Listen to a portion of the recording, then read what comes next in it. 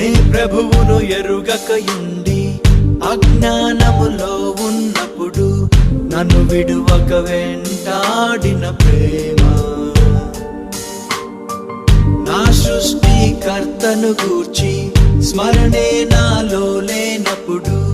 నా కోసం వేచి చూచిన ప్రేమ, బాల్య దినముల నుండి నన్ను సంరక్షించి కంటి రెప్పలా నన్ను కాపాడిన ప్రేమ,